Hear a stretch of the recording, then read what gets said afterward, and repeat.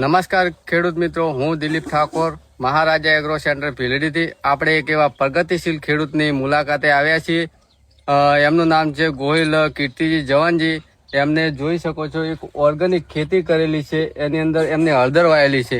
તો એમના જોડેથી આપણે જાણીએ કે એમને કેવી રીતે ઓર્ગેનિક ખેતી કરી છે અને શું ખેડૂતને સંદેશો આપશે. જય ગૌ માતા. મને આત્માની 2-3 મેં શિબિરો કરી, પછી એમાં જાણવા મળ્યું કે પ્રતિદિન પેસ્ટિસાઇડ દવાઓ અને ખાતર નાસીને કેન્સર જેવા ભયંકર રોગોને ફેલાવાની તૈયારીમાં છે ને ફેલાઈ ગયા છે. તો એવું મેં વિચાર્યું કે આપણે હળદર ઓર્ગેનિક એક હું ગાય રાખું છું અને એને ઓર્ગેનિક રીતે એમાં 3 ટોલા ખાતર નાખેલો છે ને લીંબોળીનો ખોળ નાખેલો.